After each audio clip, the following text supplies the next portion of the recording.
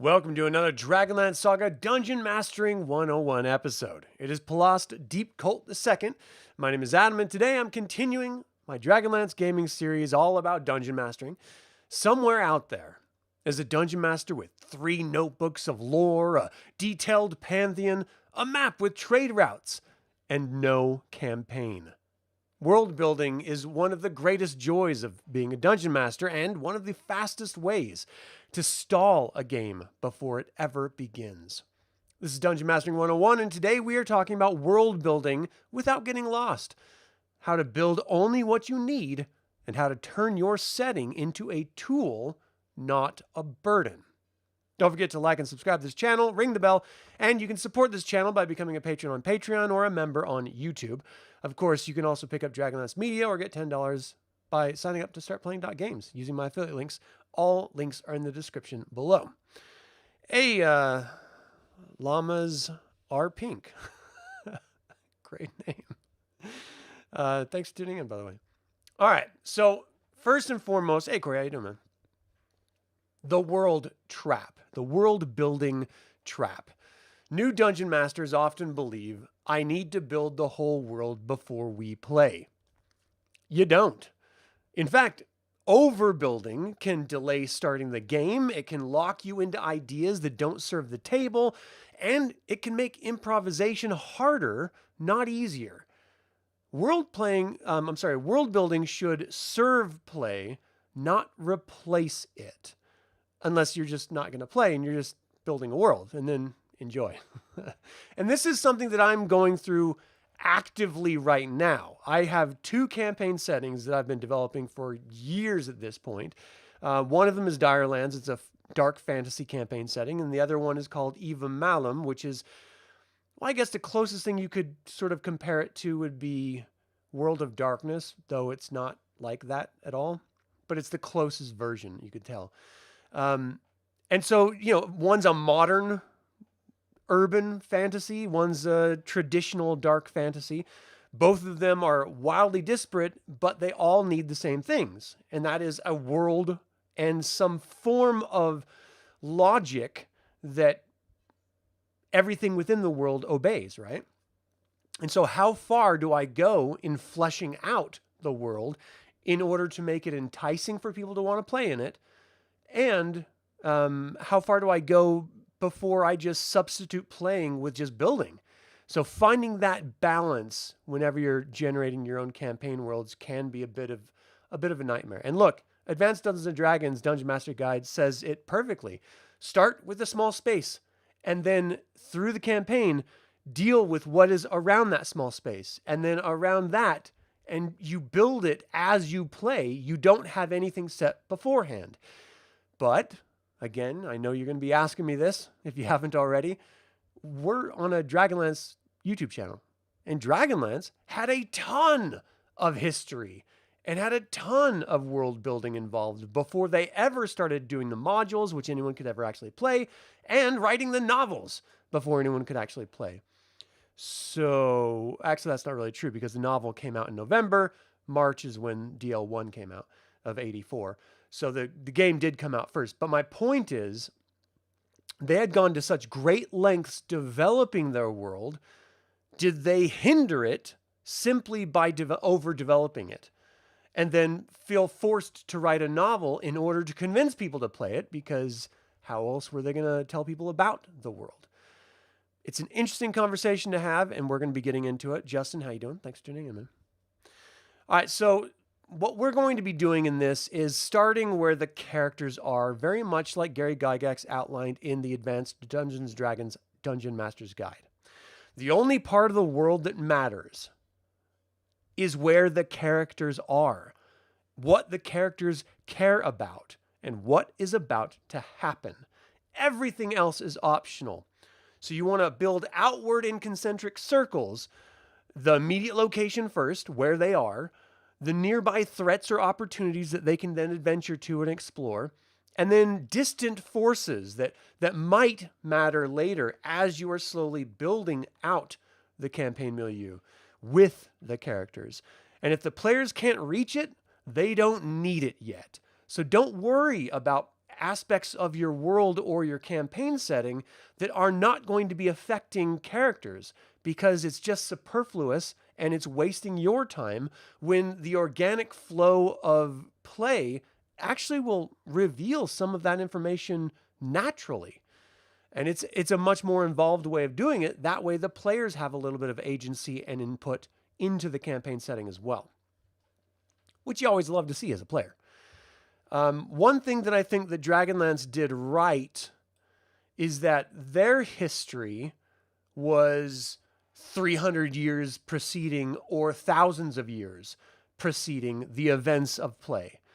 And so what I've actually done is taken that similar note of creating an entire history which is rich with political intrigue and war and world global events and stuff like that. But then in the time that the players are actually taking place, it's open-ended.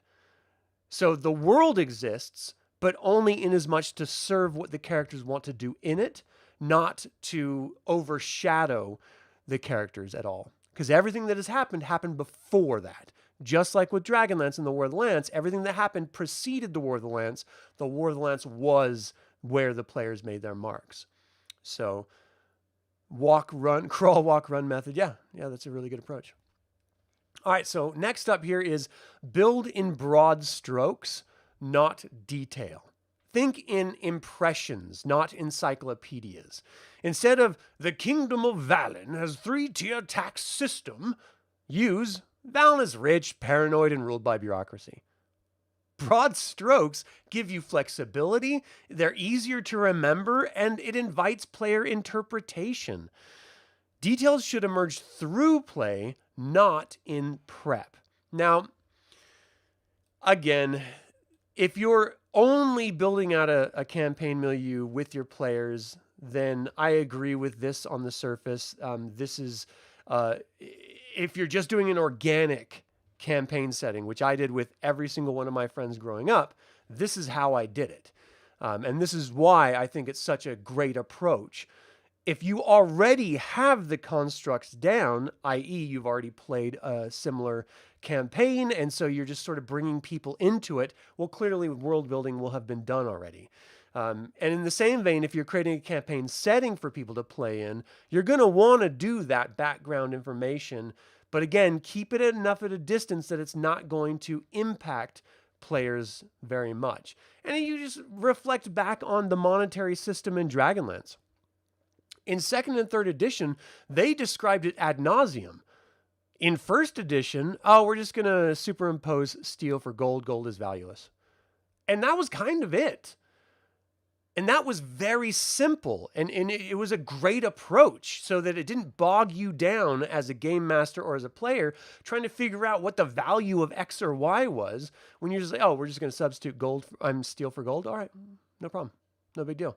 It's only when you add massive amounts of details that it becomes confusing and you have to constantly consult source books, or you have to then just have a photographic memory or have just tons of notes somewhere. And that's not fun. This is supposed to be fun. All right, turn the world into a problem generator. Now, this is something that you don't have to actively try to do in real life because real life is a problem generator. So take cues from real life when you're actually engaging with non-player characters or organizations or governments in your campaign milieu, right? So a good setting creates problems, not just flavor. Ask, who wants something that they can't have? What's about to break? What happens if no one intervenes? World building works best when factions collide together, when values conflict with one another, and when power is unstable and sought after. If nothing is in tension, the world's static, and there's no reason to explore because everything is just solved or something, right? Hey, EFOG, how you doing? Thanks for tuning in. Chris, what's up? Yeah, nice. And we've talked about this in the past when we were doing the broad overstrokes of the core foundations And it is an incredibly important aspect. Make sure whenever you're creating a non-player character or assigning them to a faction or generating a faction for the first time, to think, well, what is it that they want?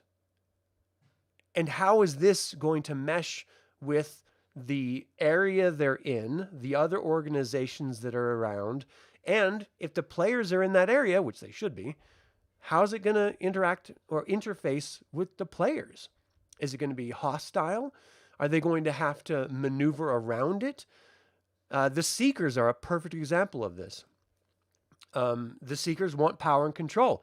The Dragon High Lords come in, they offer them just a little bit of control while searching for a blue crystal staff. It's a perfect way of setting up multiple world-scale organizations that have influence on a region that the players are then dumped into. And you just have to react based on the motivations of those organizations.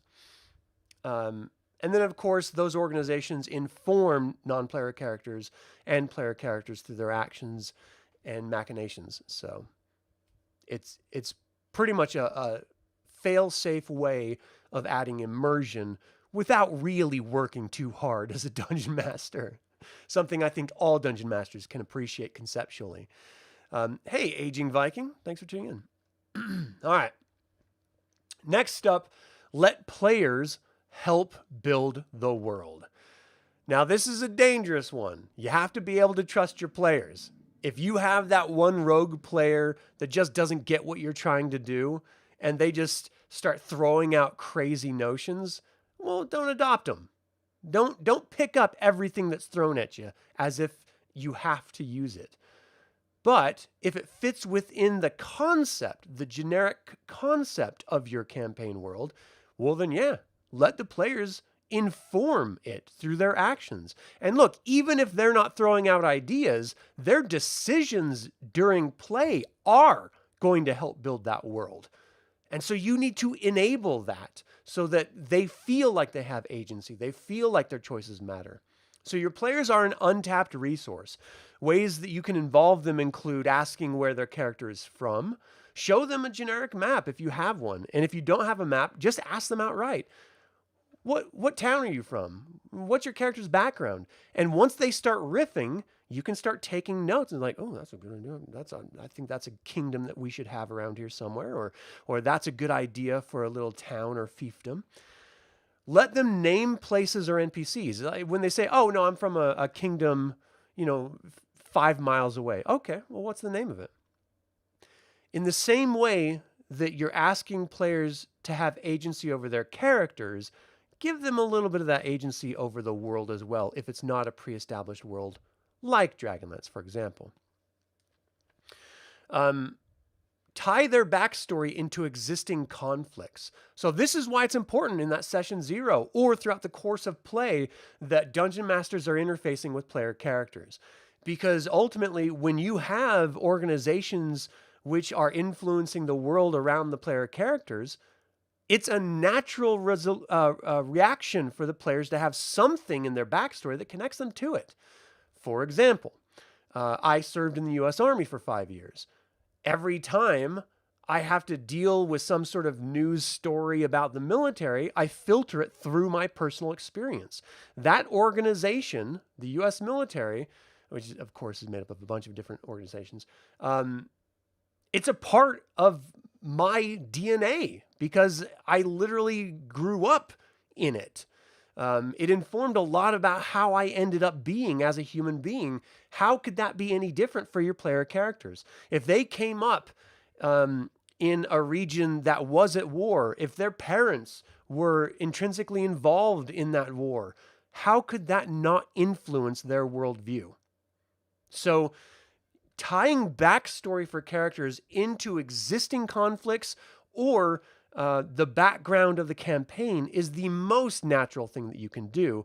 And when you're leaning on the player characters for that information, they then want to use it to inform their choices and their engagement with the world at large.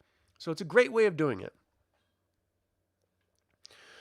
Hey, Kim, how you doing? Thanks for tuning in. Let's see, off topic. I'm not going to go off topic yet. All right, here we go. So This does two things by enabling players to help build the world. It reduces your workload, which is great. It increases player investment, which is great because now they care. When I was I stopped playing Dungeons and Dragons after I got back from college. Well, I stopped playing it when I went in the military. Then I went to college. And then I got out and I started getting back into it. It was third edition at the time, so well, 3.5 or whatever. So I was playing with this guy that I just found online, and we were playing in his homebrew campaign world that he called Tairn.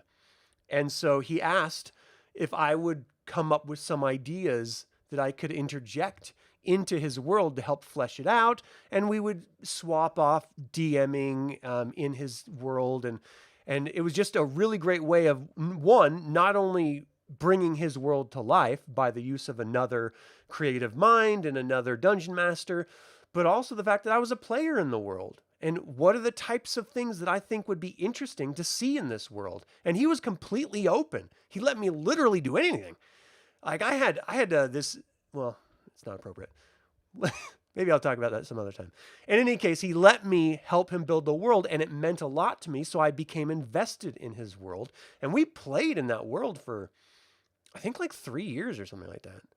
It was a while. So shared ownership makes the world feel alive. Players care. And one thing that I really love about actual plays or live streaming play is that not only are the players involved, but the audience is involved too. They care about the world. And if they don't initially, they learn to care because it involves the characters and they become invested in the characters and they become invested in the play. And that's what I really love about the really interesting dynamic of live streaming games, because not only do you have that great table dynamic of the players and GM, but then you have that external audience factor, and what they bring to it is very interesting, whether it's just, cutting tension through jokes or comments in chat, or connecting with you in Discord afterward or via email, letting you know what they thought, or asking you for more information because they want to know more, because they were just so engaged. That is really awesome for a DM. All right, so the next part of this is reusable world building. Smart world building can be reused endlessly. So create factions instead of organizations. Create themes instead of histories. NPC roles instead of fixed characters.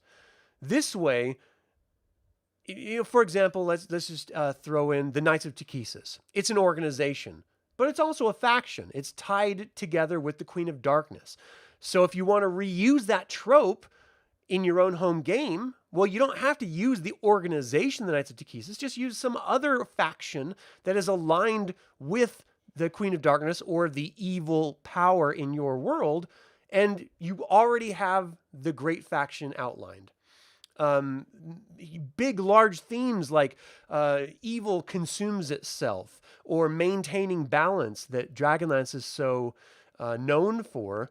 You can use those either in whole or in part in your own campaigns in order to help not only inform the players about the type of game you're running, but also how the world is going to react to their choices and to other factions' choices.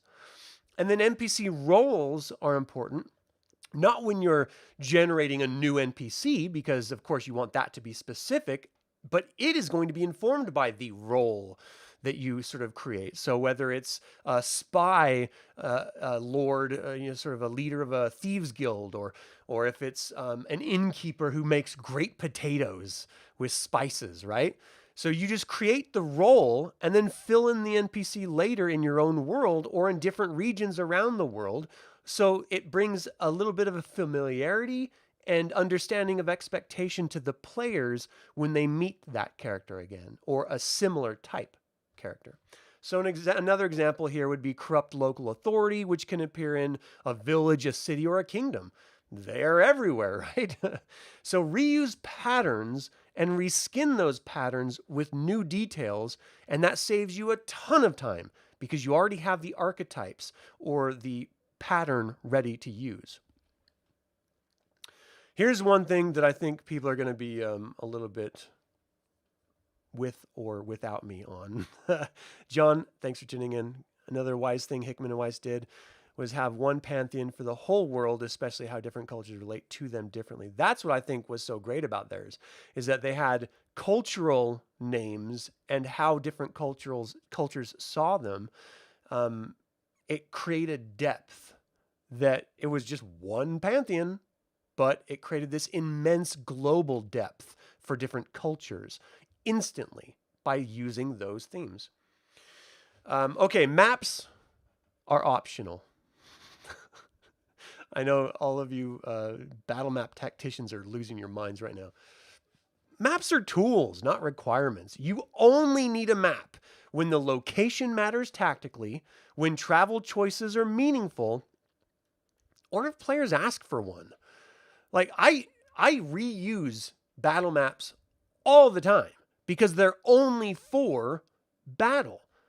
Everything else is all theater of the mind. You don't need a map for it, which is why I've never understood like that whole the Sigil virtual tabletop, that 3D immersion where you have like a bar and you're sitting around the bar. Why are you having a battle map of a bar? Or why do you have 3D figures in a bar? Just talk. Describe it. Then you're not confined by preset boundaries. If they're like, okay, well, I want to throw that person through the kitchen. And you're like, well, unfortunately you can't because you see there's stools in the way and that's not going to... No, just say, oh, okay, that's a great idea. Well, roll your strength and let's see what happens. Play with the idea of abstracts as much as possible. And then when it gets to real nit and gritty combat, pull out a generic map. You don't have to have things custom all the time. If you have a global world map, that definitely helps immersion and understand location, distances, and relations. That stuff matters, but only when players care about it. If players never ask about it, then it's really just for you. And at that point, it's just masturbation. And hey, nothing wrong. Just saying, players don't really care about that.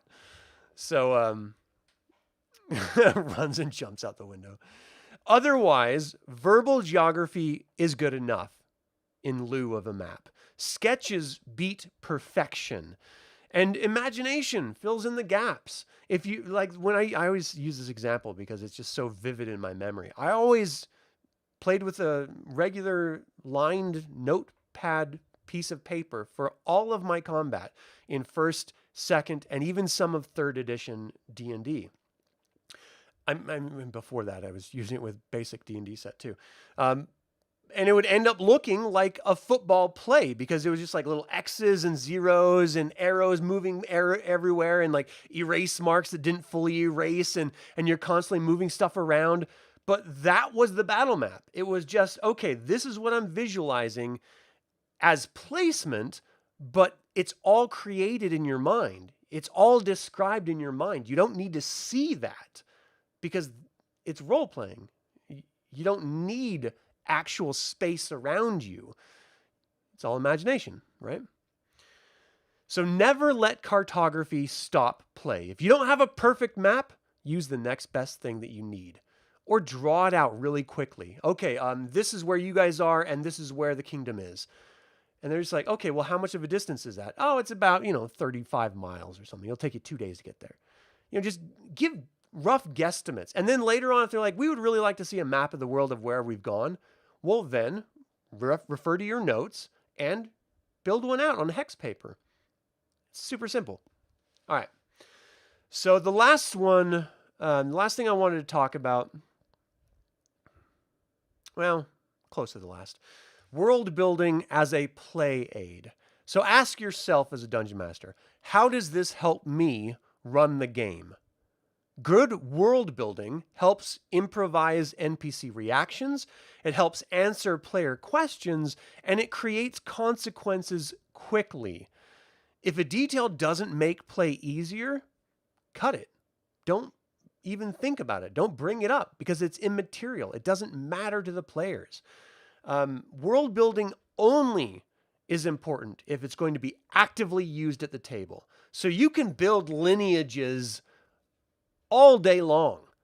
But if a character or an NPC never brings that up and it's not germane to the story or adventure being run, then there's no reason to have it. It's pointless. Not to mention, now you're locked in to an established idea that maybe players have better ideas. Maybe their parents were one of the backstories of that NPC.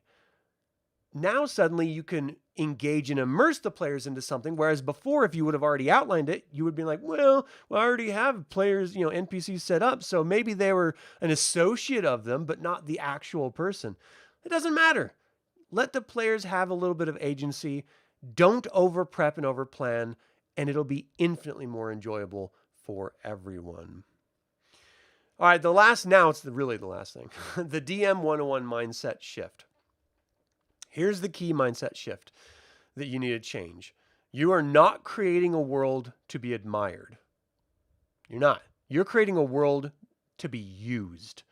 Your setting is flexible, it's incomplete, it's responsive. A living world grows in response to player action, not prep time. World building doesn't need to be big to be meaningful. Start small, build outward. Let play do the heavy lifting. And when your world exists to support the table, you will never feel lost in it again. That's my suggestion. That's how I see it. All right, let me get this hiss. Let me get this question here off topic. Hickman, on the interview I shared, said if you make DL the modules today, he would make them more open sandbox across all eras of Krynn. You strongly disagree for the first DL module. Thoughts? Yeah, my interpretation of that was that he was saying he would have your version of the world be like a branch of the River of Time. So it's its own campaign because they outlined an established campaign with established characters as canon. And he's saying, no, we need to give players agency. So we need to allow them to drop in wherever they want to drop in through the history we created and just let it branch out from that point moving forward. And that's what they've always done they have the novels, which are their canon timeline. And then they had modules. If you played through the original Worldbuilding modules, it does not all end the same, and there are massive changes in play depending on the choices and the randomness of the Talus card deck. Now, early on, it's pretty railroaded, but it changes quickly as they open up options and let the outcome of the War of the Lance be very, very much open to the group that's playing it. But even outside of that, the regular module basic structure is that, well, here's the structure of the game, and here are the different areas that the players have to play in and setups and scenarios. Go. And then the dungeon master bobs and weaves as the players bob and weave, and you just end up wherever you happen to end up. I think that's all he was really saying. He wasn't, I don't think he was like really going crazy with it at all. I know the interpretation that you're presenting seems like it would be completely wacky and weird, but I'm not sure that's what he intended. At least that's not my interpretation of what he said. And, we're all welcome to our own perspectives of what people say. So, and I think that's a really good idea, especially for any campaign setting. At some point, the history of the campaign is just flavor, right? It's red dye, number 5 or whatever, right? It's only there for backstory. Everything from that point where the players drop down in the world moving forward is a completely new world that didn't exist in the author's mind, and it only exists at the table that it's being played on. And the dungeon master and players are outlining it and defining as they go. That's how the game has always worked. That's how it will always work. And I think ultimately that's how it's been with all of my DragonLance games that I've ever run is, we have a structure that we're trying to go through, but we deviate on the way and we try to have a little bit of fun. And if we end up right where we started as the module outlines, awesome. And if not, well, this is our game, not yours. You know what I mean? You run it and do it your way. We're going to run it and do it our way. I think that's a healthy way of doing it. But let me know. What do you guys think? Ultimately, that is going to do it for this Dungeon Mastering 101 Core Foundations World Building Without Getting Lost episode. Do you guys have any tips or tricks based on your experience building worlds and over-defining or under-defining them in a game session? Was I off base in any of my suggestions? Feel free to email me at info@dlsaga.com or leave a comment below. Thank you for tuning in. Don't forget to subscribe to this channel, ring the bell to get notified about upcoming videos, and click the like button. It all goes to help other Dragonlance fans learn about this channel and its content. This channel is all about celebrating the wonderful world of the Dragonlance Saga. I hope you'll join in that celebration. So, thank you for watching. This has been Adam with Dragonlance Saga, and until next time, Slan Javar.